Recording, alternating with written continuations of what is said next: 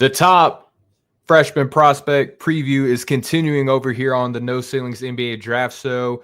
We are the Draft Sickos. I'm Stephen Gillaspie. That's my co-host, Jam Hines. Jam, how we feeling?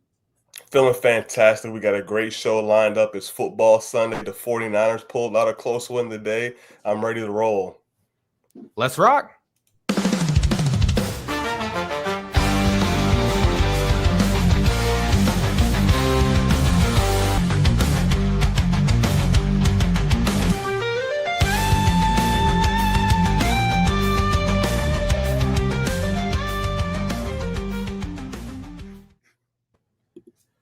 We are back, ladies and gentlemen. The Draft Sickos are back. We're continuing with our top freshman prospect preview piece, part two of a two-part series. Like we mentioned earlier, I'm Stephen Gillaspie. My co-host Jam is joining me. He mentioned something about the 49ers. My Rams fan ears just could not process that. No, not the Rams fan. We got a natural beef here on the show. I'm liking it. We got a little friction to get a fire made. But anyway, you're not here to listen to us talk about football.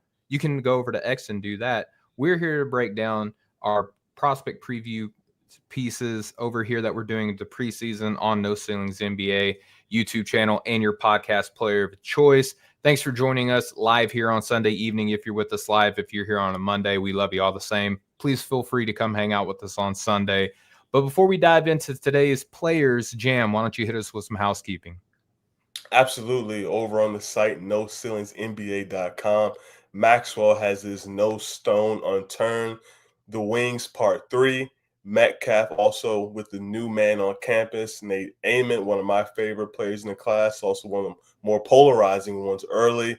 And then we also on the Locked On NBA Draft podcast feed, Nathan and Maxwell are going over some of the guys from Maxwell's No Stone Unturned series, Rucker and Metcalf. Also over on the pod talking about top point guards, shooting guards, and small forwards. And then, we still have more stuff going also on this feed and YouTube feed. Rucker and Metcalf released their favorite hot takes. And then also we just announced on social media last week and working with the Field of 68 crew, Metcalf, Ruck, and Corey kicked that off with Rob Douster. So please check all of that stuff out. We got a lot of stuff working on multiple mediums, and it's going to be an exciting cycle. No doubt. Yeah, that's the Ground Floor and NBA Draft podcast collaboration with No Ceilings. Your favorite people from No Ceilings, along with your favorite people from the Field of 68. Very fun first show. I'm excited to see what that does moving forward. But what we're going to do, Jam, moving forward, is we're finishing up our top freshman players, like we've been alluding to at the very beginning of the show. And for those who didn't catch last week's show, that's okay. That's still live anywhere you go get your podcast or here on your No Ceilings NBA YouTube channel. We talked about 7 players that we really liked. Now, we didn't break down in order like the RSCI 7 through 14 or whatever the case may be, however numbers work, right? We just picked some really good freshmen along with some ones that we had questions on for our part 1. Now in part 2, we're continuing with that with some other very talented freshman prospects. And Jam, we're kicking this off today with the Duke kind of combo wing forwardy freshman, about 6'8", 215 pounds, will be 19 years old on draft night. That being Nikolas Khamenia. Now, I'm going to let people know right off the rip, you and I were talking about this right before the show kicked off, that I like Khamenia a little bit more. I actually have him fourth on my big board right now. Kind of a hot take, but it is what it is. You like the next guy. I'll just go ahead and spoil it. Podcasts do this all the time. It's not a secret. We're going to be talking about Koa Peat too. You're more of a Peat fan, and I think that these two kind of pair up really nicely in a discussion with one another. There's a lot of similarities, but let's talk Khamenia, Jam. What are you seeing with Khamenia? And let's start with how you think the game is going to fit with the rest of the Duke prospects that are coming in. Yeah, absolutely. So Duke is getting another 5-star surprise. A McDonald's All-American heading out to Durham. And with Khamenia, you have someone that is a pass, dribble, shoot wing with NBA positional size. That's really what Shire is looking for when you're talking about the wings and the way he's really been constructing that roster over the past few years, getting these guys who have NBA positional size, who can do some switching and everything. I think it's going to be a tough crowd on that wing spot for Khamenia. I think he will obviously play a good amount of time, but when you have guys like Darren Harris, Isaiah Evans, Dami Sarr, it's going to be crowded. So I'm very interested to see how it works out playing time wise. But when you speak to someone like Khamenia with this versatile game, I think it's going to be a good fit next to pretty much any of the lineups that they are going to have to be able to roll out there, especially around when you're working around Boozer and both of the Boozers, Caden and almost said Carlos, Caden and Cam as well. But for me, I do see the vision for the most part.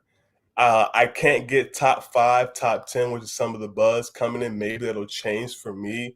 I do, like I said, I like the versatility of the game, but I'm just not quite sure what the NBA skill is. I think he's a solid shooter, more of a shot maker at this point. We talked about it before we came on as well. The comps that are kind of coming in early, maybe because it's a white guy going to Duke, who Got to do it. Go and shoot the ball, but he's not the level of shooter that Khan is. So, like, I have one, or maybe two main areas of concern is how good of he is as a shooter, and how does he continue to utilize like his size, the footwork, the craft to compensate for his lack of ideal burst on both ends of the floor and athleticism. So I'll sit back, kind of listen to you, what your rebuttal, kind of what you feel about him, because someone that has him in the top 5, I'm really excited to kind of hear what you have to say about him, see if my mind changes a little bit. Well, so for me, Jam, it starts with positional size. I think that this guy, and you talked about the Khan comparison, and how kind of low-hanging fruit it is to compare him to a white guy. Yep. I'm not above it. I'm going to compare him a little bit to Franz Wagner. All right. I think that there are some Franz comparisons because, one, he's huge, right? And he can give you some of that 2 through 4 looks cleanly, I feel like, at the next level. I like his handle a lot. I think he has fantastic touch around the rim. He's got a nice face-up game. He competes on the boards, chases misses. Even though he doesn't have like a ton of like lean or wiggle, he still gets to his spots. He's good as a grab and go threat. I love watching him operate in the mid post. The shot from deep can be a little bit of a line drive, but when he has time, it looks nice. I think that, if he can work as kind of like a trail option in transition, if he can work as like a pick and roll threat with like even another forward, and you could kind of work him in some mismatch looks, I think that would look nice. I think that he has he's inside outside, because I think that the shot looks clean. If you look at the mechanics, I see that transitioning really well. Nothing about the shot looks broken to me at all. And then if you look at the touch from the inside and how smooth he works as an operator with the ball in his hands, how he can get to his spot, he works well away from the ball, establishes position. He's just kind of like, Jam, you and I were wrestling fans. He's kind of like a mat technician in the sense where a little bit of Dean Malenko out there, right? Like he's just going to go out there, Men of 1,000 holds. Men of 1,000 holds, Chris Jericho, arm bar, right? Like he's going to go out there and do his thing, and really just puts in the work preemptively, premeditated almost, and is able just to get to where he wants to go. That's just the scoring, Jam. But when you look at the playmaking aspect of his game too, my favorite that's part. So let me turn it over to you, Jam. As someone who's a little bit more skeptical than I am of Khamenia, why do you like the playmaking so much from him? Just the connectivity that he first has with it. Like, he's going to make the extra pass. He's going to swing. If he gets in the paint or playing pick and roll, he's going to skip. Like, he's looking to move the ball, make the right play. I'm curious to see how much he will have the ball in his hands at Duke and what that kind of situation plays out to be, because you have Foster there is going to get the starting point guard nod, and you're going to have Caden come in there and share it, and obviously Cam's going to do his thing a la Cooper Flag. Same thing with Paolo, did be able to handle the ball as that, big wing, that 4-man as well. So how much he can help handle the ball and utilize, maybe this is where the Khan stuff does come in, how he can operate the way Khan did as a handler off the ball, be able to play pick and rolls off screens, off ball Maybe a screens, little and bit of those type of Sion, things. because Sion did kind of the same thing He as a big did. ball handler. He did. So I really like him at 6'6", be able to see over the defense to make these connective type of plays. I do want to see a little bit more manipulation to see kind of if that is in this game, to kind of see what exactly is that high threshold for him as a playmaker. Is there more stuff you can tap into on ball, or if it more is just like a second side creator, someone's going to attack closeouts and make plays. But yeah, I just love the playmaking there, just how connective it is. I think it's going to pop immediately at Duke. Fits right into what they want to do as well. Keep the ball moving, keep the offensive flowing. So he's not going to be someone that's going to really hold the ball, makes quick decisions, whether it's going to shoot, pass, dribble. So I do like that aspect of his game. I like that he'll thread the ball into some tight places too, man. Like he's a little Yes. bit risky, but sometimes, man, you got to crack an egg to make an omelet, Jam. Like that's just the Yes. way that you cook eggs, right? I love the fact that he'll kind of slink his way into the paint. He'll draw attention because you have to pay attention to him as a scorer, especially when he's inside the elbow. And then when the defense is collapsing, he still plays heads up and can not only can he paint the same side corner, which I think a lot of times, one thing that I would like to do, just like as a scout, to really kind of separate playmaking is how many times people go to that scripted same side corner pass as opposed to the opposite end of the corner. That's where I think like the real natural feel comes into play is what can you do on the opposite end of the court? And I trust Khamenia to be able to make the defense collapse and get the ball over to a collapsing side of a defense, get it to that second side and let whoever is going to either shoot or drive do their thing. I love that a lot. He puts real zip on his passes. And I think, too, that he can throw lobs, something that I think will work well with Nyongba. I think that pairing is going to be really nice as well. And I just think that he can do it in the half court and he can do it in transition. So however Duke wants to play, we know that historically speaking over the past few years, Duke likes to play big. They reloaded their roster to be able to do that again this year, Jam. I think that he's going to give them so many looks. They can even go with some crazy, like very small ball lineups if they want to. Like, I don't think they will, but if they just have versatility, and that's the name of the game. And in postseason basketball, Jam, is he's going to be able to give them so many different looks, and I think he's going to make them pay. Yeah, absolutely. I can see him playing 2 through 4 on the collegiate level. Not sure how much of the 2 and the 4 he'll play on the NBA level right now, just because I think 2s are going to be too quick for him defensively. We'll see how it goes with 3s, but that may be more of what his natural defensive positioning is. And then at the 4s, it's probably going to be just too much physically for him to be overwhelmed by guys at that spot. But like you said, he's going to be able to slide into different positions there, and it's going to be like a seamless fit and a real connecting piece for them, and times can take the lead for them. So what do you think about his defense? Because I think that he moves his feet well. I think he's pretty naturally reserved, but he is not like a skittish defender. Like he's just not going to be a Tari Eason type out there, right? Like where he's going to just like make these cross court lunges or anything like that to go after a ball. I think he just, again, to cross sport comparison, I think he's a guard your yard type defender. And I think he does it pretty well. Yeah, I think that's what he's going to have to do, is utilize the size. He's fairly fluid laterally as well, just be able to utilize those things, the IQ to defend, because we've mentioned like that type of quick burst, the recovery tools aren't quite there, with his athleticism level. So be able to utilize some of the physical tools that he does have with his length, his size, and also combining with the IQ. That's going to be the key. I think so too. And what I'm most curious to see about his game, though, overall, holistically, even outside of the defense, Jam, is what he looks like on a team like Duke, where he's not necessarily the biggest fish. As a matter of fact, he's not, right? Because that's what Yeah. you got Cam Boozer for, right? So we already know that he's not going to be the biggest fish in this pond. So I'm curious to see what he looks like when he is not the one getting fed, but when he is the one kind of playing off of the gravity of a player of the caliber of Cam Boozer. Do you think that he has the play style where he's going to like accentuate Boozer, or do you think that might be a little bit of a struggle point? I think he definitely can do that. And then just kind of going back to him playing this past summer in U19 World Cup, he's playing with a lot of the stars from AJ, Michael, Koa. So he's playing this supporting role off the bench, and he still was able to find ways to contribute. He averaged 9.7 points, 3.3 rebounds, and 2.1 assists per game. So you see a little bit of the versatility there while also shooting 44% from three across those 7 games. So he was able to play that complementary role, and then also receive a lot of praise for his play during U19s as well. So I think that's something he can naturally slide into for Duke. I agree, man. I think that he's got the type of game to where this is why he reminds me of Franz Wagner, is because there's going to be moments where Duke is probably going to need to lean on him depending on the matchup, right? And depending on how the shot is or isn't falling for other players.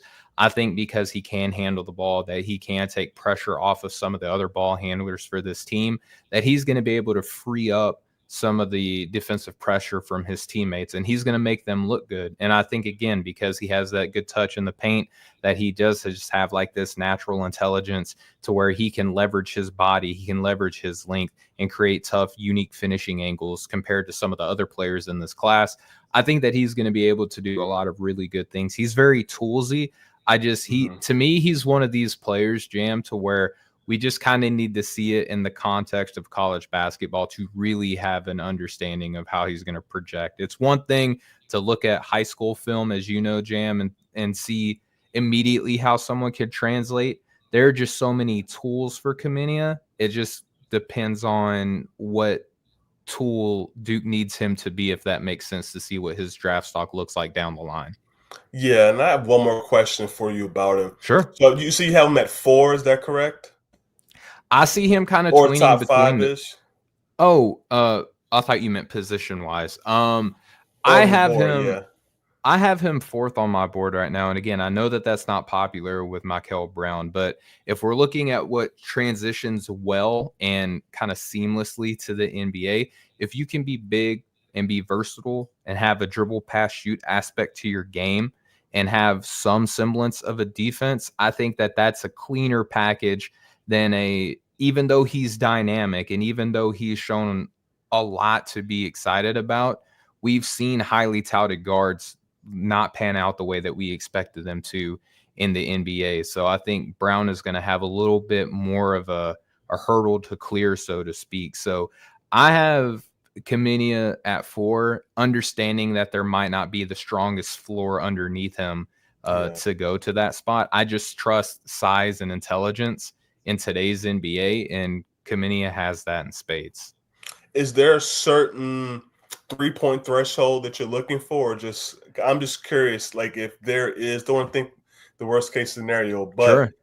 if there's a situation to where he like falls outside of your top 10, like what would be that reason? Is because the shooting didn't pan out, or maybe some of the defense wasn't quite there, or is anything you anticipate, or you're just like, nah, he's going to be solid? Well, I think he's going to be solid. Okay. And yeah, he could fully understand that I don't trust a lot of these freshmen outside the top 3, to be completely honest with you. So for Khamenia, yeah, he could easily fall out of my top 10, but I think you could make that argument with almost anybody outside the top 3. And Sure. if the shot's ugly, right, which the shot doesn't look ugly, but if the percentage is like sub 34 and he's like a turnstile defensively, like he gets blown by routinely, then yeah, I'm going to be like, well, I had an idea and it didn't realize, you know what I'm saying? But Gotcha. I just feel like there's just so many tools, and he's such an intelligent player. And he's gonna have what I like about his decision to play at Duke, Jam, is that he doesn't have the weight of the world on his shoulders. And some people might look at that as a negative, but I'm just like, if he can show that he is like a high processor of the game, that he just makes the right decisions and he can be relied upon to hit knockdown threes, like that's a pretty daggum good player at about 6'7", 6'8", whatever he's going to end up measuring out, Jam. And a translatable role too, just what you described. So that would be perfect. Absolutely. All right. So speaking of translating, we're going to transition. You see what I did there? That didn't really make any sense, but I'm going to run with it anyway. All right. So Jam, Koa Peat, the Arizona forward wing, very similar theme here between the top two players we're going to be talking about today. Freshman, 6'8", a little bit heavier, around 235 pounds. He too will also be around 19 years of age when he steps foot into the NBA. Koa Peat, Jam, people have questions there. I know that you want to kind of go in here because there is a little bit, in your opinion, of a misnomer about what type of basketball player he is, Jam. So I'm going to let you have your little time here to tell me what you think about him. Yeah, absolutely. For Pete, just such an impressively built, what you want to say, wing slash. I think he's a big wing right now. Well, we'll get in the conversation if he's more big than a big wing, but I think he is a wing. He gets a lot of flack for being just kind of a bully ball type of guy, and that's not really all that he does. He does a really good job of mixing this awesome blend of ball skills, strength, athleticism, footwork, and shot making ability. And I think that kind of compensates, at least right now, for some of the finesse aspects of his games that are missing. But I do like the fact that he has shown some natural touch around the rim. I think he's really going to be able to dominate, at least in the collegiate level. We'll see how that eventually progresses to the NBA level. But in that mid-range area, in the mid-post and the elbows, that's where he can really get to the short pull-up game, use that size, the strength, the footwork as well. And we go back to FIBA U19. He did not shoot a single three-point attempt. That is kind of what the biggest swing skill, I should say kind of is for me, the biggest swing skill for him. If he can go back and be able to extend his range, be able to consistently hit the three, even if it's at a low 30s clip, enough to show that respectability. The mechanics are a little bit stiff. I like it better in the mid-range, which is why I do believe in the mid-range a little bit more. And then off of that, he has shown some solid vision as a passer. It's more of the stationary type of stuff, whether he's in the mid-post, low post, on the elbows as well too. But that kind of all really just plays into how I feel like he's going to be best in that mid-range game, running the elbows. And that's kind of old school a little bit, kind of how the way Melo and Banchero, you see how he plays right now as well.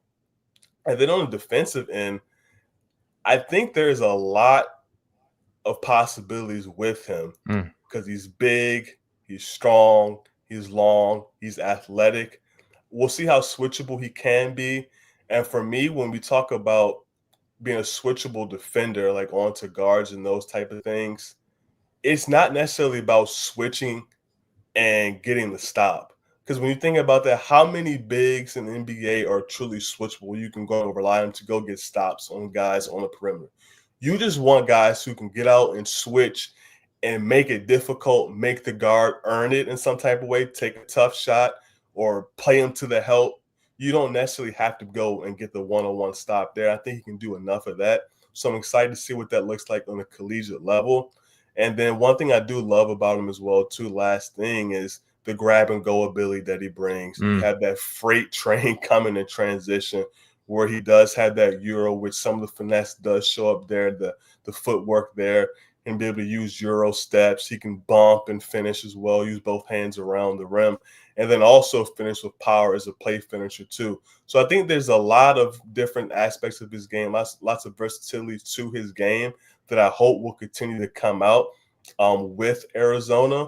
We'll see how much that he'll play, if he will be able to play with the ball in his hands as like a pick and roll type of guy, or if it's going to be pick and pop, kind of grab and go. So I'm curious to see how he's implemented there. But there is a lot more versatility, a lot more of a well-rounded game than this guy who it just plays bully ball with you the whole game. This is where I think the conversation gets so interesting, Jim, because we talked about him in our group chat.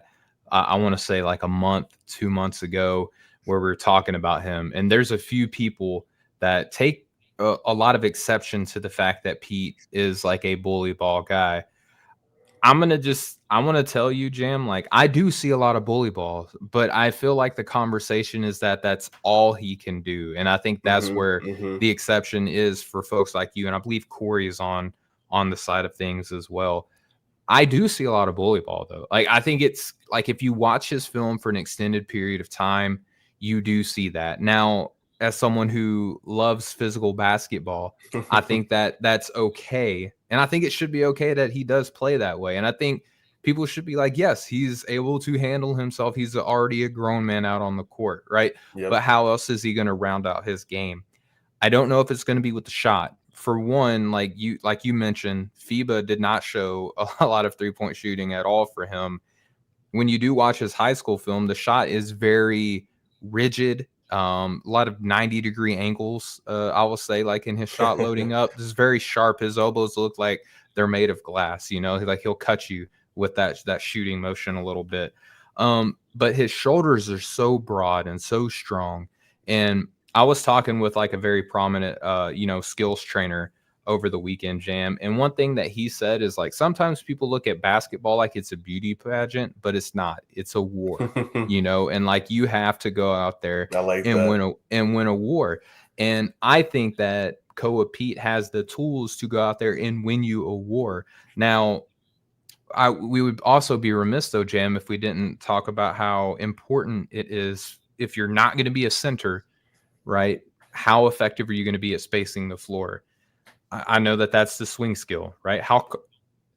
If you kind of had to grade it on a scale of 1 to 10, or if you didn't even want to do that, like what would be an acceptable 3-point percentage if you wanted to kind of play that game instead of the 1 through 10? If you want to do both, I just want to know like what's your comfort level with how you think he's going to project as a shooter if he is a one and done this year? This is what I'm hoping for. Because he could end up taking like 23s, and that's just not nearly enough. It's volume is important. It's very important. What I'm hoping to see is that he shoots maybe like at least 2.5 to 3 a game at least. I know it's a big step up for him to do that, and somewhere in the low 30s with some type of versatility. Whether I can do a little bit of pick and pop, stand still. I don't need you flying off screens and doing all that. Like I'm cool with. It would be great if you could do it, but just show me a little bit of pick and pop stuff, some standstill, maybe some pick and roll pull up threes.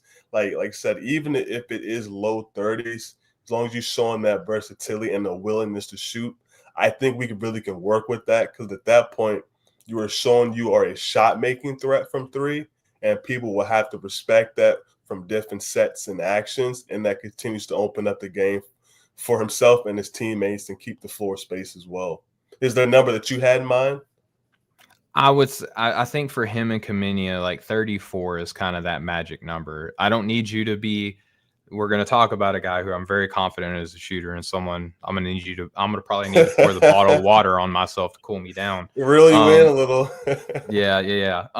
But I think 34 is the magic number for both of these dudes, right? On moderate volume. I'm talking like anywhere from like 5 to 7 threes per 100 or something like that, right? Just a respectable volume.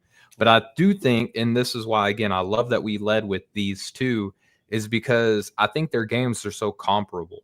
I think but the difference is, if you want to even, is as similar as they are, they diverge where one feels like more skill and the other one feels like more strength. And I'm interested to see like which of these two proves to be more valuable to an NBA team. Yeah, that thing's a really, really good point. Like you said, both guys shooting concerns, but to an extent, I would say the concern is more so with Pete than it is for Khamenia. But you're still going to play some similar positions, show that versatility as well. I do trust Khamenia's shooting more than I do Pete's, but then once you said, I kind of trust the physicality and that kind of shot making aspect for Pete. So I think that's going to be a good race between the two and kind of what their 3-point marks and just the overall play to go, because these are guys that are going to compete for that top 5 to 8 type of range. And if anybody can knock on that top 5 that's kind of established right now, it'll be very interesting to see what those guys do. And they have as good a chance as anybody to knock themselves into that conversation. And where I think they kind of diverge a little bit more, Jam, is I think Khamenia is a better natural playmaker, even though I do like Pete's ability to make sharp passes. He's probably not going to be someone who's going to break people down off the bounce and put pressure on the rim like that to get other people open. But you can run him in these DHO looks. You can use him as a screener. He's fine in the short roll. I think that he works well in that sort of an environment. But then defensively, I think the tools and the strength are going to help him out a little bit more. But Khamenia is reserved as a defender, where I think Peat is a little bit more of a risk taker. I think that he trusts his tools and his strength a little bit more to be able to make good plays on defense. I do think that he has a tendency to come off his man a little too much when he is in help and deny. But other than that, I think he's strong and he can be versatile to cover a few more positions a little bit naturally. How do you feel about his defense? Yeah, I'm right there with you. The tools are there to be a versatile, solid defender, a plus type of defender, not an anchor type of guy, or I don't anticipate anyone where it's like, hey, I need you to shut down Giannis, or like I need you on Tatum. I think give you some spells there and be a part of the tandem or litany of guys who are going to be tasked to defend those big wings and forwards as well too. So I do think that's going to have to be hopefully a calling call for him to be able to step up and take on some of those matchups. And I think that'll do wonders for his stock as well. All right, so Jam, let's answer the question here now. Which of these two do you have ranked higher, and by how much? I have Peat higher, and I believe it's maybe about like 5 spots or so right now. Oh, wow. Okay. Yeah, I have Khamenia higher, but I think it might be around like 3 to 4 spots. So pretty similar. I think that range of prospect, though, even the numbers in between the two, I think is very fluid, obviously, being right now, considering we haven't watched any of them play college basketball. So, all right, Jam, that's going to wrap up the discussion between the top two. After the break, we're going to talk about a heater. We'll be right back.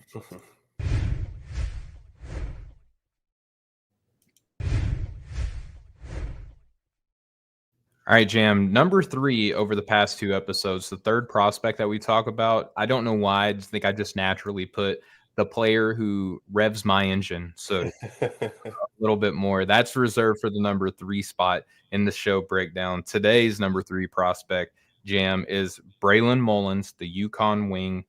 Obviously freshman, 6'6", listed, 196 pounds. A very specific measurement. Didn't round it off there. Very specific. And will be 20 years old on draft night. Jam, if I could describe Braylon Mullis to anybody, and yes, it's going to be white on white. It's okay. He is the offspring of Reed Shepherd and Conka Nipple to me. That has been my comparison for Braylon Mullis whenever I was bringing him up in the way too early mock draft that we were doing, where it felt like for 25 picks in a row, I was like, Braylon Mullis, Braylon Mullis, Braylon Mullis. You watch the film, Jam. I want you to you're going to be the voice of reason here. What do you think about Braylon Mullis? Am I going to be the voice of reason? I mean, you may have got me really excited, especially after watching the film. No, but seriously, like if you could put like a picture that describes the ultimate shooter's mentality, it is Mullis. It does not matter where he is on the floor. The range is in the parking lot. It's in the car. Like, it's across the street. Like, he is that type of guy. Like, when they coach tell you when you get off the bus, that's when you start guarding him. Like, he is that type of guy. And even when he has a hand in his face or you're right up on him, he has no problem getting it up and over. Like, he doesn't see you. He just simply the highest level of shooter's confidence. He is the best shooter in this class. He's shot over 40% both on the 3SSB circuit and also in high school as well too. And like, it's just really unbelievable how quick he can get it off. And then to have such a low like release that, dude. too. Yeah, it really is just like that. You blink, you turn ahead like it's up, and you might as well go ahead and count it, walk back the other way. That's the type of shooter that he is with the confidence. I do like the handle. There is some trickiness that still does have to improve to continue to get to his spots on the floor. But to be that deadly of a shooter, play off of closeouts, to be able to get to the rim and do those type of things. And I just love his competitive nature on both ends of the floor. He's not going to back down. Not the most athletic, but he's still 6'6", and there still is some lift to him as well too. And then defensively, like, he has the length and he will compete. I don't ever see him being a plus defender or anything like that, but I will say there's a chance, because I do like the defensive playmaking and the kind of the instincts in the passing lane, a la Reed Shepherd. We'll see if he can, as you mentioned, if he can kind of take that next step on a collegiate level. And it's like, hey, may not be, he has better physical tools than Shepherd, obviously, but with him being then 6'5", 6'6", and Shepherd was 6'3", 2". Maybe I'm being a little 3-2, generous. somewhere in that neighborhood. Yeah. 6'3" Um, is like the most untrustworthy listing for any basketball player ever. It Never is. You got to trust a round up from 6'3". there. Yep. Exactly. So just having those tools there and some of the same instincts, and, you know, if you aren't going to be a on-ball type of guy who can shut down guys or be that switchable, you want to be at least be a defensive playmaker, where that's both on and off the ball, on or off the ball. So I believe that's something that he can do. So I'm excited. You know, he has a bona fide NBA skill from day one with positional size, and he will give you something defensively. I'm liking him a lot. I don't know if I can get into the top 5 quite yet, but certainly he's a top 10 guy for me, and I'm super, super excited. Man, UConn has another one. They don't rebuild, they reload, right? That's the saying. And I will add, Jam, you got to defend him before he gets his feet out of the bed. You know, you got to defend him before he Or he puts his gets house shoes dressed. on. Yeah. That's right. But yeah, dude, like, the first thing in my notes, believe it or not, wasn't the shot. It was, oh man, he can run. Like, he will run all over the floor.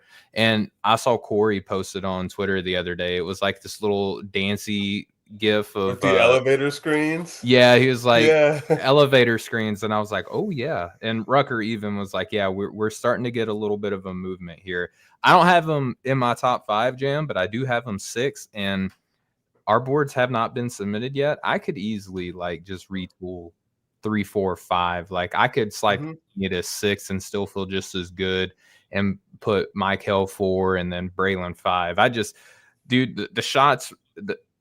I'm not going to say all the things that you did. That's why I'm glad that you let off here. But he wants to dribble in tighter spaces.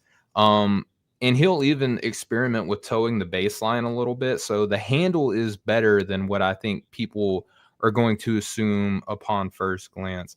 I think that he's going to be a league leader in miles ran whenever he plays in the NBA. He can hit his shots off the dribble when he is operating around a pick and roll. So it's not just a catch and shoot. Like, my man can dribble, operate around the screen, and then pull up and heat check really quick. Don't go under on them. Do not. Go over. Like, again, you just don't let him go around a screen, please. Or do, because I want to watch him hit them. And it's not just his toe doesn't hug the line, Jam. Like, he'll hit it from anywhere. I even have in here, I'm going with all the white boy tropes here. Does have athleticism. You got to throw in the sneaky athlete. The relocation is awesome. And then here's what I have for his passing. So the white dude can shoot. He can really sling the ball. He sees the floor decently well, can throw over the top of traps when people are hugging him for his shot. Decent vision in transition, has the ability to pass off of movement or while jumping, can make the right pass instead of just hunting assists. The pass placement is typically good. There's been moments where he looked teammates open. The feel is very apparent. And I just think that he's a heads-up playmaker too, on top of the shooting, Jam. I think that that's why I'm comfortable putting in some of the Reed Shepherd comparisons in there too, where I don't think that he's going to be like a lead guard, so to speak, but I feel very comfortable, kind of like almost here another white guy, Kevin Huerter, like, where you can trust him to handle the ball and make some plays as well. I think that he can do a lot of those same types of things. Yeah, I'm really excited to see what it looks like at UConn. Is he going to be able to handle the ball more there? but you get the chance to play in the NBA style system and be able to show what you can do with things that are going to translate right away. So him next to Caravan, which seemed like Caravan's back for his 6th year, but I'm not mad at Let's him at go. all. Yeah. So I think it's going to be a really, really fun group, and he should play a lot.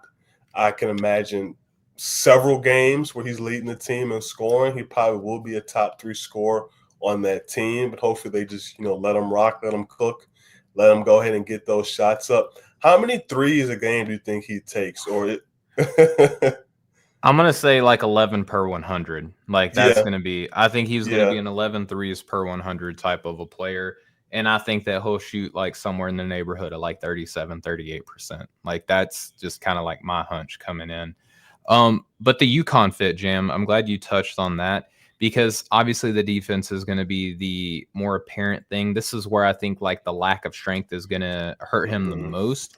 But I do like the fact that he went to UConn. I do think that Dan Hurley is going to coach him hard. He's going to demand him to be in position and at least be a reliable team defender. Like he's probably not going to be a big stocks guy, just to put that out there. Caravan is a good shot blocker for a wing, right? There, Terrace Reed is going to be kind of the anchor in there. I know a lot of people, especially here at No Ceilings, are high on Reed as well. I just need my guy to escort the ball handler around to somebody else, right? Like just walk it's a good him. way to put it, yeah. just funnel him down to Reed, escort him Yeah. over to Caravan, throw traps when you need to, be reserved, go under, because his closeout technique is fine. I think a lot of times he just lunges. He doesn't do the practice like side reach, short choppy steps, close out to the side so I'm not fouling you. Sometimes he just lunges, right? And but again, the tools, we talked about this last week too, Jam, where sometimes you just got to trust tools and instincts. He's a smart guy. I think he's going to figure some things out. Coach Hurley is going to coach him hard. You're not going to draft this kid for him to be a defensive stopper, but if you can just get him to a reliable team defender level defender, I think that makes it all worth it. And you can be looking at a top 10 draft pick here with our guy.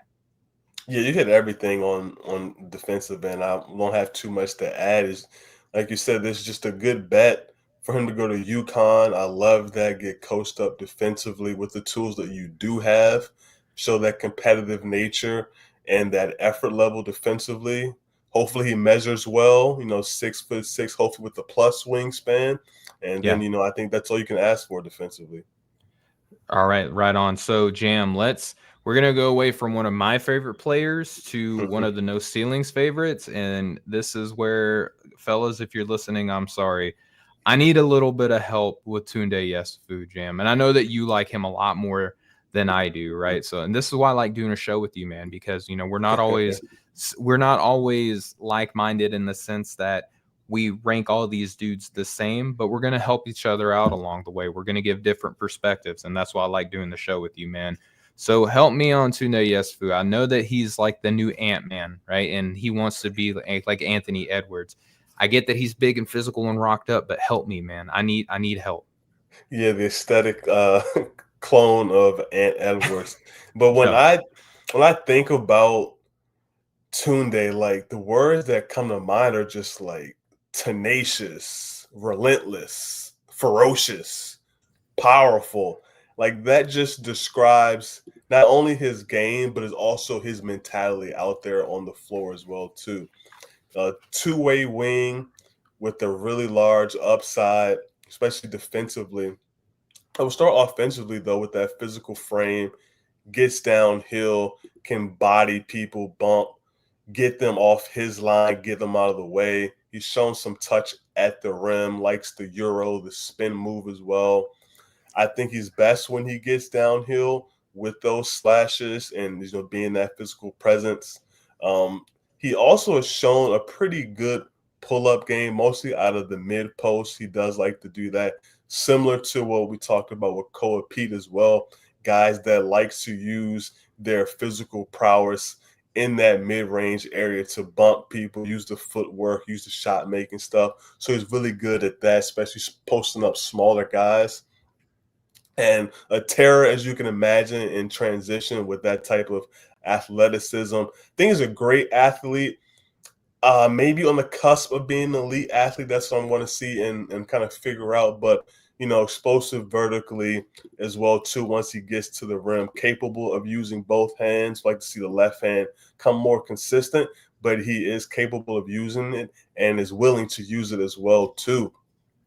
Passing wise, I do think there's some passing stuff there too, but it's more so of a playmaking type of thing as opposed to like I'm going to manipulate, I'm going to see Mm. pick and roll, I'm going to read the low man, I'm going to skip, I'm going to do this, I'm going to use my eyes and all that type of stuff to move the defender. I think it's more so like I'm in the paint, I've drawn the defender, it's a spray out or it's a drop off.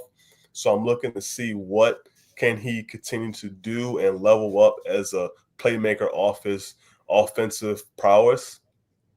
And defensively, this is what's probably going to get him on the court right away. Not necessarily at Baylor, but in the NBA. He's going to be able to defend multiple positions. I can see him defending twos, threes, some fours, maybe some ones as well. Fluid laterally, the length, the strength. No one's bumping him off his line. So I just really like a lot of the tools for him, the grab and go stuff he'll get in the glass as well. I just really like the mindset. I know he is still raw to an extent offensively, and it's kind of funny to say that someone is raw offensively when he is the all-time leader in California state history in points, passing up the Duke great DeMarcus Nelson. But for Mm. it's not all just physical stuff. Like I said, he's shown he's be able to be a shot maker. The jumper does need some work, as I know you'll touch on as well too. More of a shot maker at this point, but all the tools are there, and the work ethic that you're starting to hear from behind the scenes too. Like those are the type of things that you want to bet on when you think about the physical tools, the shot making ability, just the ridiculously mature frame already, the defensive upside, and you just kind of hope that things kind of progress. And there's one more thing for I kind of in my Do your monologue thing, brother. and hand You're it to rocking. you. He reminds me a little bit of OG Anunoby, Ooh, okay. just with that size, the physical frame, the physicality, defense kind of first, playing transition, slasher, and the offensive game kind of comes along. Although I do think it's a little further than OG. I do like the handle. He's not someone that has like this great amount of wiggle to him, but he can be fluid with the ball. He will change direction, got a nice crossover, and then once he kind of beats you, it's use that strength and that athleticism at the rim. What's kind of your concerns about Tounde? I'm not sure if I swayed you a little bit, but what are your main concerns? Is it the shooting? Is it the handle? Combination of that and other things? It's a little bit of everything. Jam, before I dive into that, I feel like you might know this more than me. I just feel like knowing you the way that I have, you know a little bit more about like the background and some of the storytelling behind some of these players. I know that he kind of has like from everything that I've heard from Hoop Summit and like the post games and stuff like that. His story is just remarkable, talking about, just like the struggle that he saw his mom go through and just how reserved and well spoken he is whenever he gets behind a mic. Like there's a lot of character stuff about him that I think I like more than his game at this point. Jam, do you have anything to share on any of that?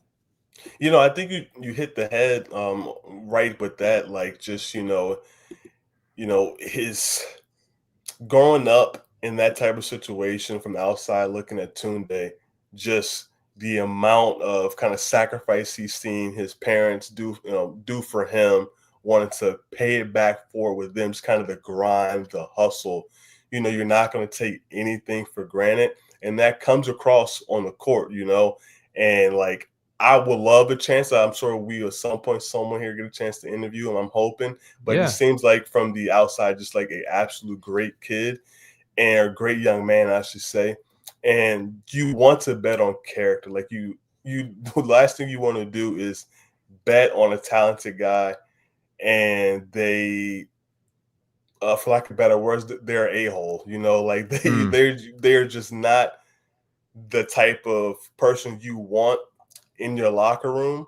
And I actually read recently, the name that slips me right now, but the general manager for the Tampa Bay Buccaneers. There was an article in The Athletic maybe a month or so ago. Did you see that? Just talked about how obviously everyone wants to make sure you have high character individuals in the building, but just the way they go about it. So that kind of reminded me about to have these high character meetings and talk about characters. And if there's red flags, they're just off the board. It's like, I can't do it. And I don't anticipate that being the case with Tounde. I think he's going to be a top of the board character wise. And I think that's one of the reasons why you do bet on some of the raw tools. You know, he's had to get more polished, but all signs are pointing to him putting in the work to maximize whatever he can get out of himself. Maybe that's not going to be the super skilled two-way wing, but whatever that skill set threshold is for him, right now I feel confident that he's going to reach it because of his work ethic. I love that. Yeah. And to the Tampa Bay Buccaneers drafting high character dudes, you know, that's why Emeka Egbuka got a couple touchdowns like in his very first game, even though that's like a really hard thing to do for rookie receivers. But to Tounde, I feel like he reminds me of, you know, Anthony Edwards in the way that people are just talking about him, not even just like the aesthetic, but the way that people are talking about him, in the sense that there's just a lot more tools than there are production coming out of the gate. Even though he is highly acclaimed within his state coming in, you know, being California's leading scorer, that's a crazy thing to say. Yeah. And Corey told me too, he was like, the high school film and the hoop study or in the hoop summit session are divergent. I didn't go to Hoop Summit though. You know, like I feel like I just kind of have to go with what I see. Right. And I do think that he is aggressive, but the ball gets away from him pretty quickly. I do think that he gets off the floor very quickly. He's got good length, a strong build. The shot does take a little bit of time to get off, and it is a line drive.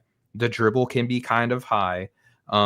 Finishes with contact. Shot winds sometimes from left to right whenever he's getting into a shooting motion. Like he'll bring it across his body, creating more opportunity to kind of lose control of the ball. I think that he can hold on to the ball a little bit too much and for too long, and forces tough looks whenever he is just trying to survey the floor a little bit.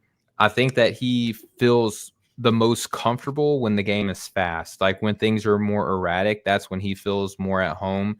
But when things are slower and he kind of has to process more dynamic looks and stuff like that with the ball in his hand, I do think that he can get himself into a little bit of trouble.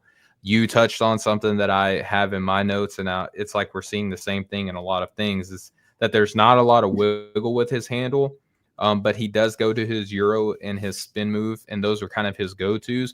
And I think that he creates a lot of separation with his natural strength, which I like a lot. Has some touch in the mid-range, will go through the chest of defenders. He likes to operate in the mid-post, chases down rebounds. I feel like his threes, when they miss, they're short. I think that he can throw lazy passes, can find players on the move, is better as a stationary playmaker than he is as a dynamic creator off of the bounce. And then, again, to kind of summarize defense here, I heard Sam Vecini talk about his Anthony Edwards breakdown on the 2020 redraft that he did with a friend of the show, Bryce. And he was talking about Anthony Edwards. And in his analysis of Ant, when he had him third on his board, he said, Anthony Edwards is going to be as good as he wants to be. I feel like you kind of can give that same tagline very, very early on before he has even stepped foot on Baylor. And oh, by the way, I don't think we touched on this. Tounde Yessoufou going to Baylor, perimeter player is what I have him listed as, can give you 1 through 3. 6'5", 215 pounds, will be 20 years old on draft night. Tounde very much feels like the type of a player that's going to be as good as he wants to be. And the difference is I don't think that there are people questioning Tounde's love of the game coming in to his freshman season. Like we did have that stupid story that broke out right before the draft about Anthony Edwards. I think people are very aware with how much Yessoufou loves the game of basketball and how seriously he's taken this opportunity, Jam. Yeah, absolutely. He's taken the opportunity very seriously. It's a great opportunity at Baylor, following in VJ Edgecombe's footsteps. You know, similar styles, different type of frames, but very similar styles. So he's seen guys similar to him go through the same thing as a freshman, look to be one and done. So I think that's kind of the path that he's looking to follow, and he's going to have a great chance to do it. And we'll see how high he can rise. But I mean, he's looking like a top 10 guy. But we're very early in the cycle, so we'll see how it plays out. Yeah, in that Baylor situation, I'm always iffy. I'm always leery with the Baylor guards because it feels like they get a lot of credit for their development of guards, but I feel like we sometimes walk away with just as many questions as we have answers with the Baylor guys. A lot of it has to do with athleticism and defense, but how polished is that offense going to be? I was really pleased with what we saw from VJ's development throughout the year. I'm hopeful that we see the same thing for Tounde in terms of handling and shot making. But Jam, we're going to get away from Baylor, but we're going to stay in the state of Texas. We're going to be talking about a Houston prospect here on the other end of this break. Just hang tight. We'll be right back.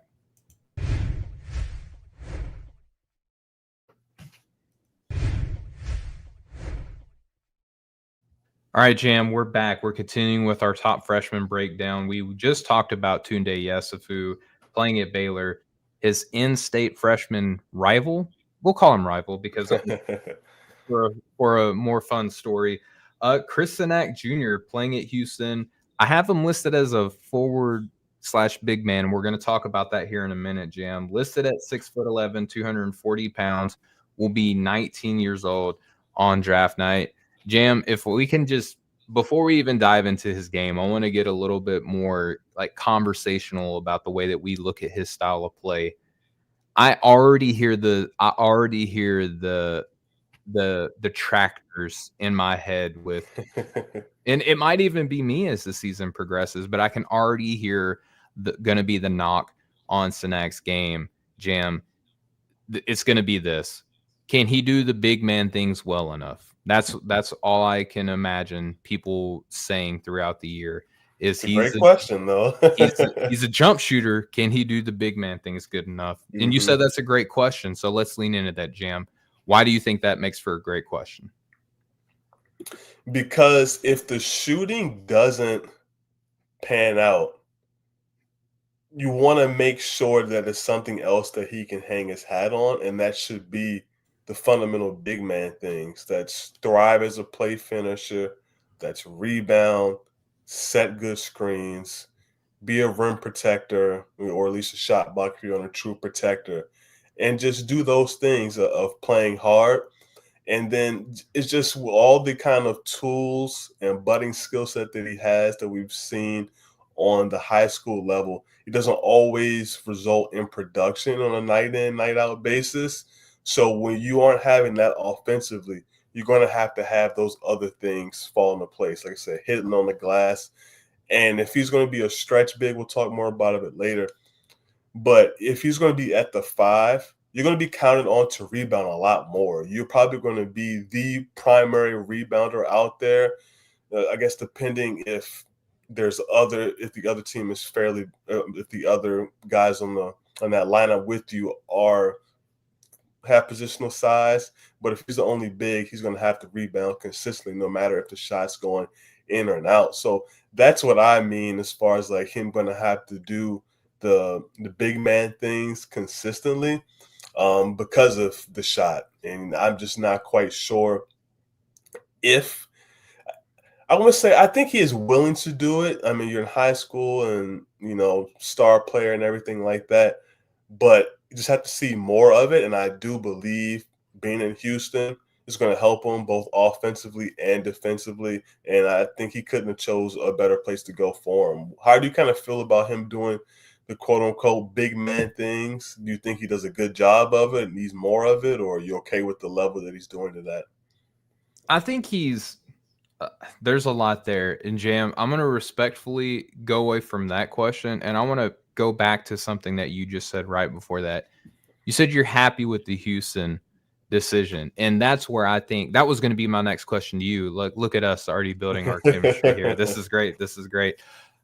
Jam, he is not the prototypical Houston big man.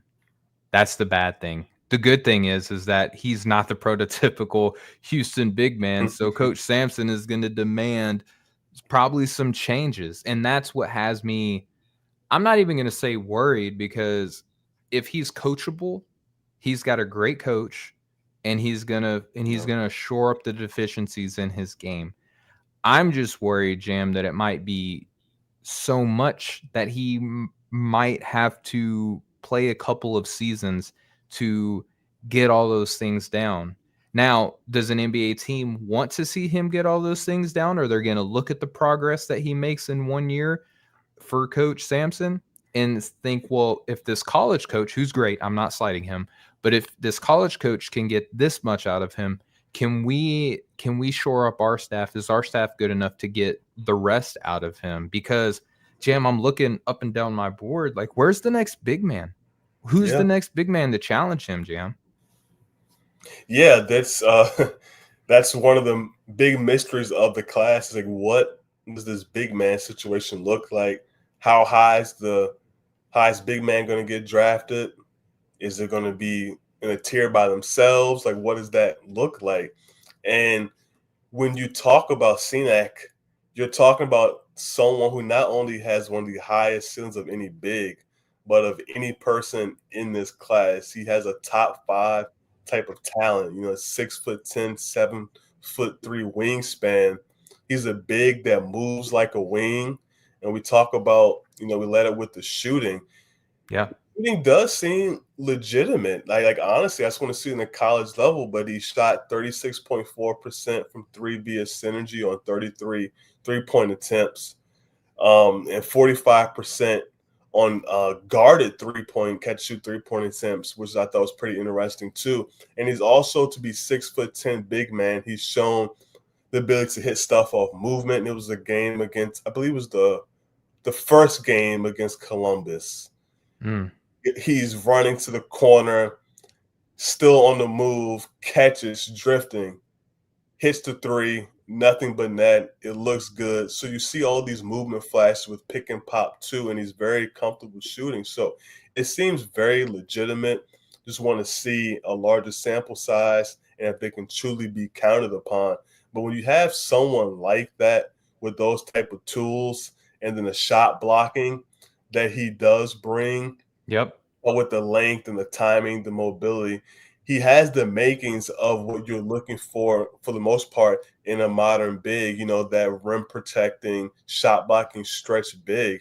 And for me, one of the things that I wrote down for him that kept coming up as much as I continue to watch him is like so many tools, like all the tools, but where is the real skill? Is that the shooting? Like, and I say to say, like, he is just still raw and still needs to get polished. So where does a team look to take someone like that? Like, where is the floor for him? And some of those kind of bring a full circle a little bit. A lot of those big man things is what raises that floor for him. I think it all kind of go hand in hand, but the high upside is really there for someone that can be one of the best players in the draft, and then also in a position and in a role that's super valuable as that stretch big that can also block shots. I think that he's going to get a lot of Alex Sarr comparisons because he can shoot, he blocks shots. Jam, one thing that I have in my notes, I'm not going to read through all of this, but the one thing that I want to bring to your attention and see what you think, and I'm going to read it verbatim here. I wrote, the passing concerns that I have are typically reserved for perimeter players, which speaks to the tools that he has, like as a 4-5 playmaker. Are you seeing that as well? Yeah, I am definitely seeing that, especially stationary stuff. I would like to see more off the bounce. You see a little bit more of that when he's grabbing and going and kind of being able to get out and transition, semi-transition with some things. You'll see the playmaking take form as well there too. But like I said, would love to see more stuff off the live dribble and short roll as well.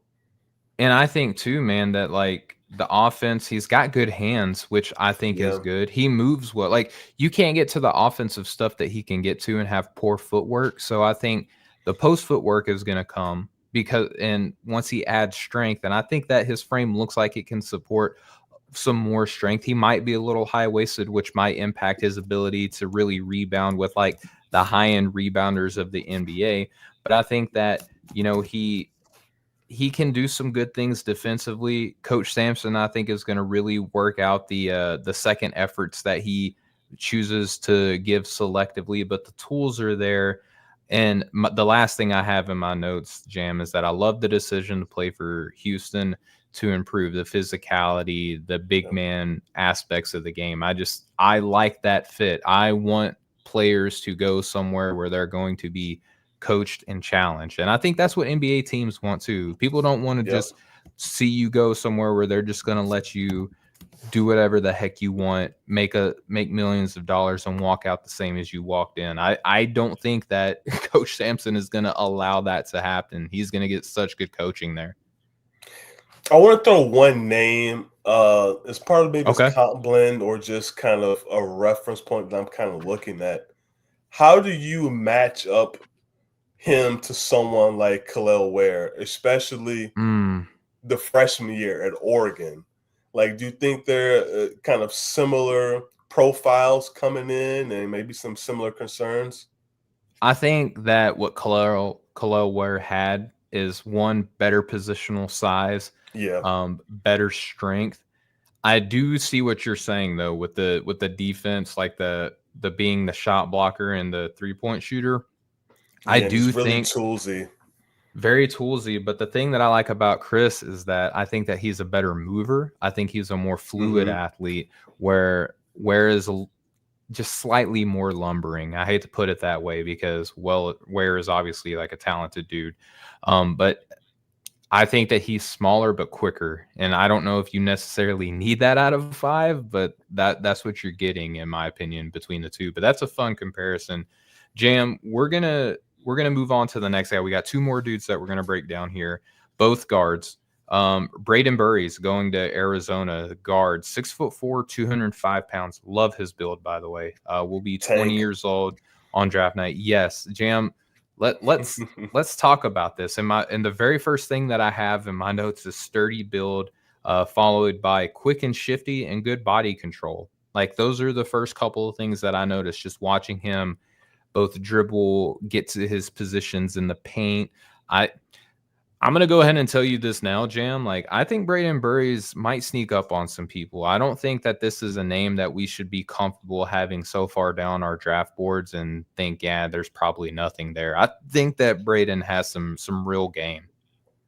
Yeah, he does, and especially the name of the game, versatility, is, with the frame like that is you let off with it, the broad shoulders, just cut up, long arms as well. Like, skip college. He's physically ready for the NBA right now, it looks like. So I think he's going to use that to his advantage on the collegiate level, being able to bully smaller defenders, whether he's going to play at the 1 or the 2, which I think he can slide over to the 1 to help. I think long term, that's not going to be his best bet, but to be able to show that on and off ball versatility, I think is going to be a key selling point for him. Streaky shooter, more of a shot maker than shooter. You hear that a lot from me. Talking about shooting and shot making, but much more of a shot maker than he is a shooter right now. But he will show hints of versatility as a shooter, from movement, being able to shoot off the catch, pull up threes out of pick and roll, and those type of things. But love when he gets downhill. He has good touch at and around the rim. The floater is a good weapon for him too. And defensively, once again, using those physical tools, I'm really intrigued about him potentially defending 1, 2s, and 3s. I really do believe that because the length and strength there is a lot to like about him, having the profile as a plus defender, quick hands as well too. So I think he can be a real asset on both ends, a 2-way guard, maybe wing. That's what I'm still trying to really figure out, if he's more of a wing than a guard at, I believe, 6'4", 6'5", somewhere in that type of range. They have him listed at 6'4", so yeah, 6'4", somewhere in there neighborhood. Yep. So yeah, he could be either small wing or maybe plays more of the guard. So that's kind of the main things I'm looking for him, what that shot looks like this year, how much of the 1 he can play, and what positions he can defend. Did you come out with a strong impression on Burries?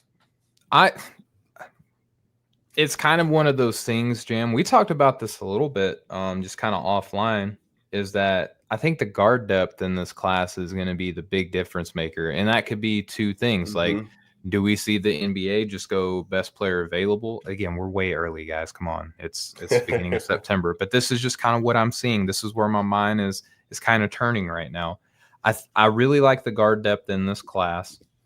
I think for teams that have multiple picks, you can see them kind of go for the front court, go for the wing a little bit, knowing that there could be, depending on players returning and all that stuff.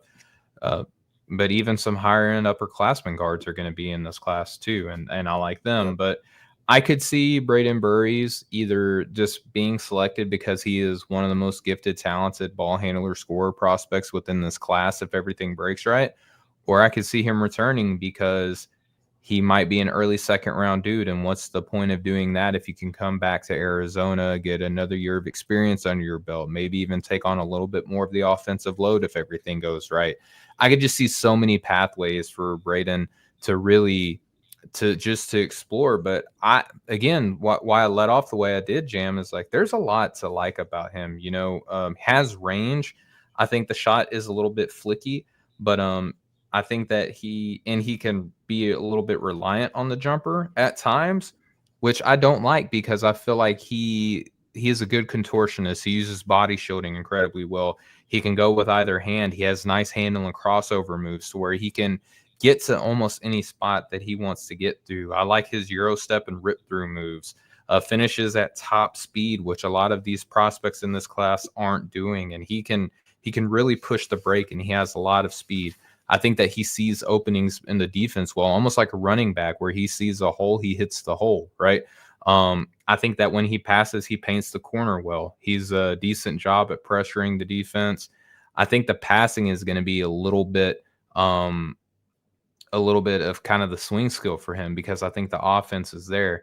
And defensively, Jam, just real quick too, I think that he has got the tools to be really good. Sometimes I think he could be a little bit too lax. He can play off his man a little bit too much. But I like that in high school, he defended in the front court a lot for his size. So I think that gives him a lot of defensive versatility to maybe give you some 1 through 3 if everything breaks right with his size. So I like his offensive game. I'm a little bit more worried on the passing side of the playmaking, Jam. And I think the defense is competent. Do you kind of fall in line with that line of thinking, or do you see something a little bit different?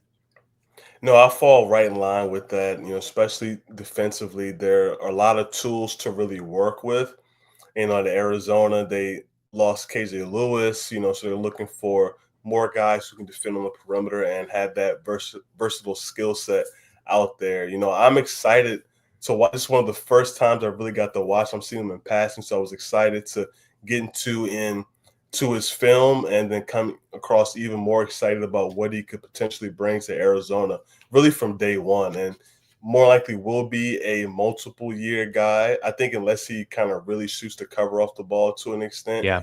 But I think it's going to be multiple year guys. You mentioned nothing wrong with that. Come back, continue to develop, enjoy going to school at Arizona, and be ready to come out when your time is there. So I think he's someone that definitely could rise, and we should be watching out for as kind of one of the under radar freshmen.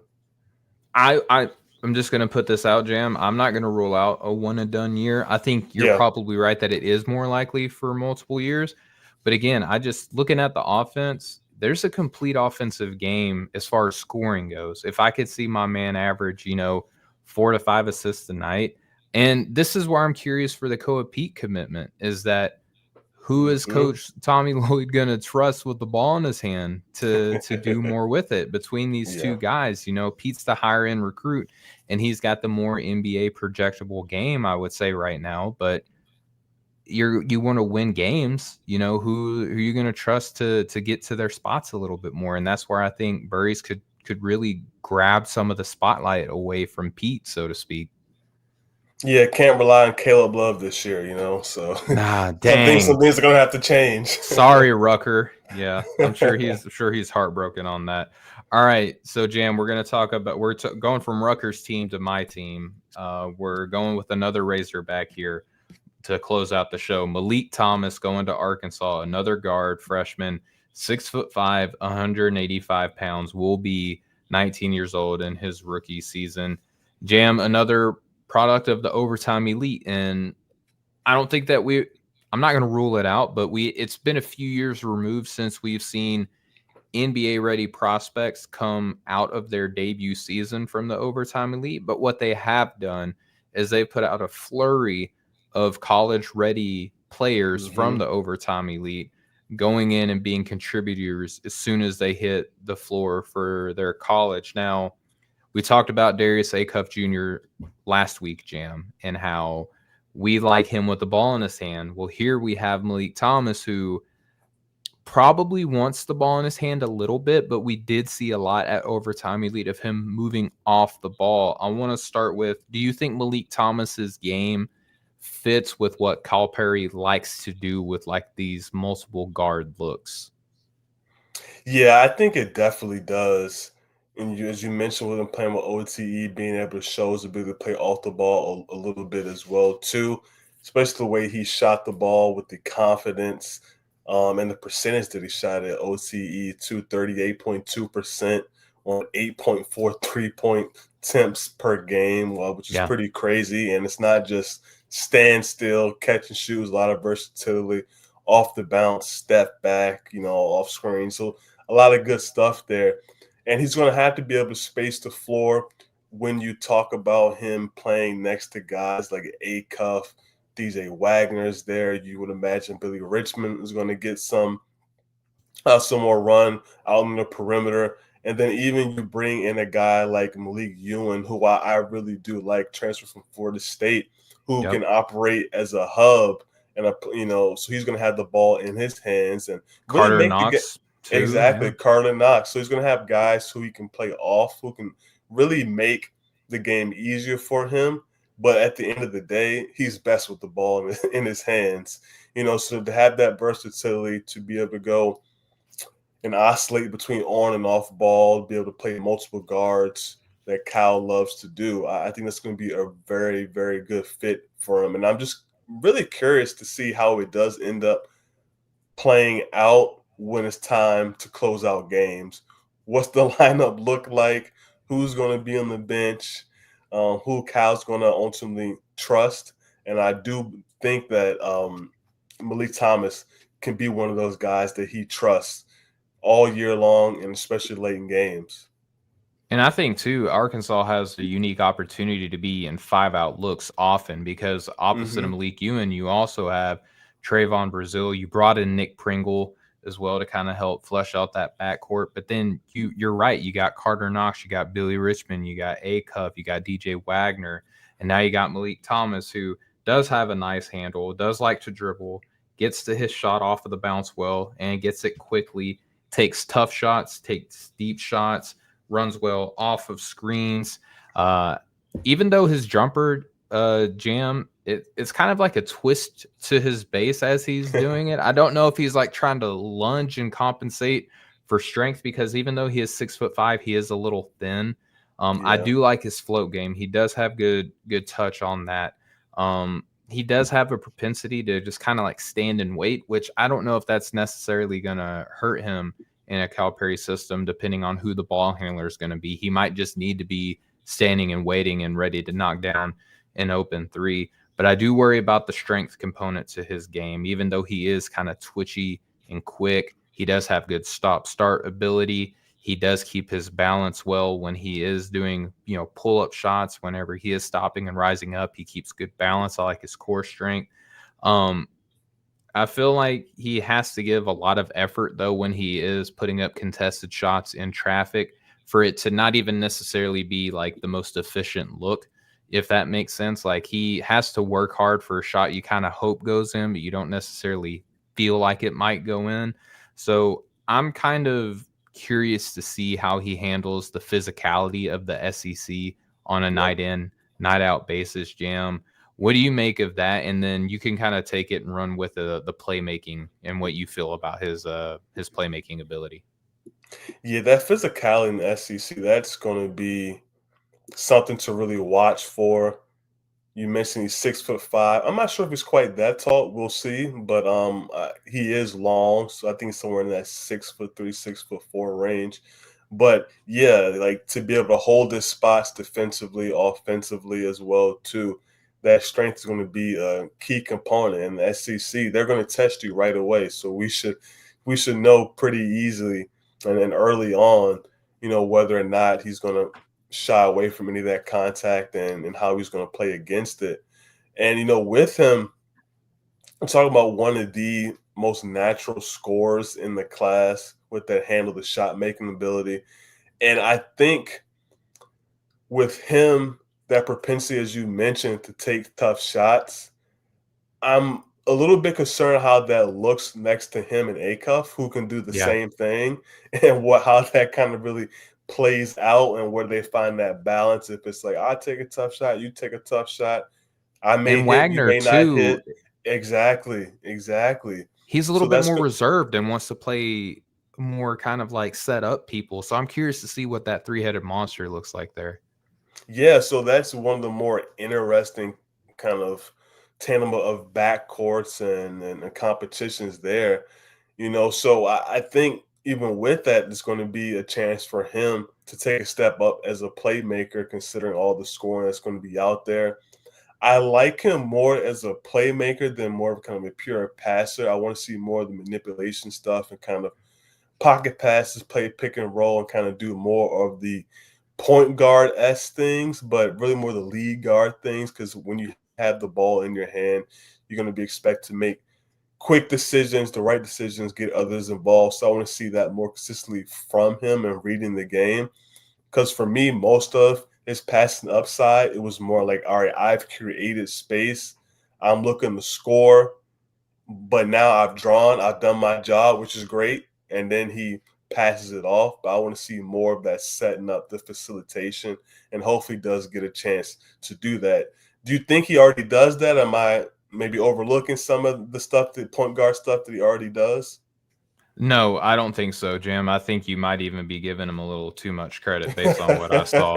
And I'm just being real. Like I'm Yeah, not yeah. gonna like I think that he's quick, but I don't know if his processing as a playmaker is as quick as his processing as a scorer, if that makes sense. Because It I does. can't tell you how many times I watched film, Jam, and I was like, the pass was right there. You waited a beat too long, and now you're holding on to the ball a little bit, and the defense is set now. So I just think that he holds on to the ball a little bit too much. He needs to be a faster decision maker.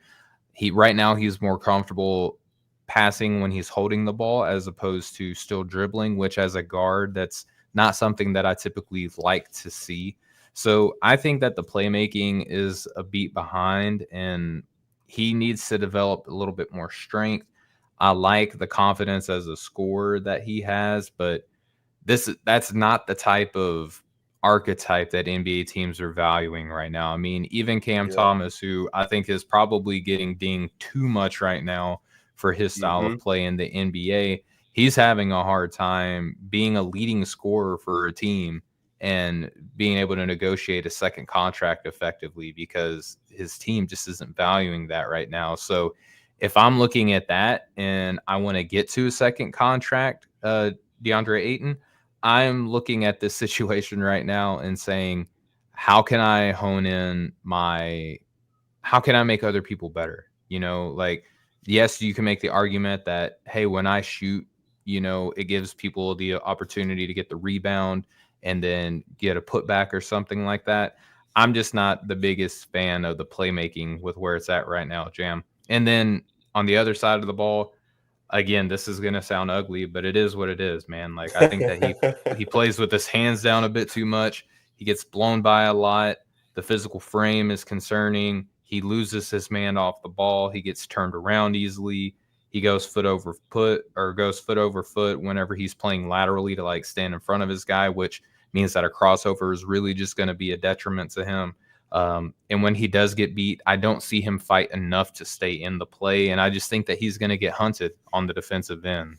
Jam, do you see anything a little bit nicer than what I have to say about? And I'm a Razorback guy. I want this guy to be good in every aspect of his game, but the defense has me worried, brother. And I'm sure he knows he has to work on that into, most freshmen and most offensively gifted guys have to work on the defense or put more of an effort at the very least on that end. Yeah, he's going to come up against a lot of issues, as you mentioned, being targeted. You're playing in a physical league like the SEC, and then you move on to NBA, like you're going to get targeted as well too. My hope for him is that he continues to find ways to consistently use his length. I think that's going to be his best asset for him. The hands are fairly quick, but it's more so the length. I want him to kind of be able to take space away from guys, contest, and just give that effort consistently. We'll see if that kind of does happen. I'm hoping that it does, but I'm not too optimistic right now. But I'm hoping that he proves us both wrong, because at least there are some tools for him to at least hopefully become a net neutral defender. There's a bit of a way to go when you're trying to make up a pretty strong deficit in strength and then also in athleticism as well too. But I'm hopeful. Maybe it's just like my offense is my defense, but we'll see what happens. Yeah, I mean, we've seen that from a number of guards. And again, like, how important is it for your guard to be a lockdown defender at the NBA level? So much of the defense is propped up by the front court. So we'll see how that goes. But Jam, brother, that's all 7 prospects that we wanted to talk about today. To close the show, I want to mention, marathon, we did it. To close the show, I want to mention that Nathan and Maxwell over at the Locked On NBA Draft podcast with No Ceilings, they're going to have a how to scout wings for the 2026 NBA Draft. Metcalf and Rucker on that same feed. They're going to have the top power forwards dropping on the 11th. And then Metcalf and Rucker here on the NBA Draft podcast, we're going to have a Big Ten preview.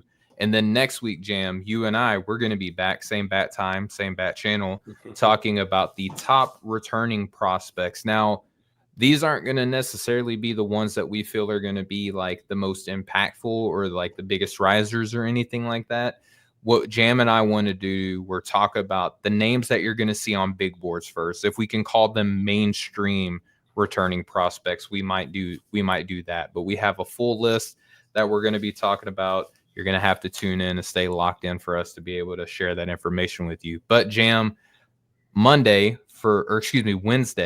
of this upcoming week, I'm going to have a piece where I'm talking about the 2025-2026 Ryan Kalkbrenner nominees, where I'm going to have 8 prospects who I feel like have been a little bit of a letdown, who have a chance to be like in that late first, early second round conversation for this upcoming draft. Jam, what do you kind of have going on behind the scenes with No Ceilings? Well, I missed a couple weeks, but finally life was lifing. But I am pretty much done with my Magoon Guath piece when we talked about who could possibly be next up in that big conversation. We talked about Chris Cenac as well. Magoon Guath could have something to say about that before said and done. So I'm excited to get that out there, and also starting a piece on a Villanova prospect. So I'll leave that as a little tease. I love it. All right. Well, so for my excellent co-host Jam Hines, for the rest of us over here at No Ceilings, we are the Draft Sickos. Thank you all so much for tuning in, and we'll catch up with y'all next time. Much love, y'all.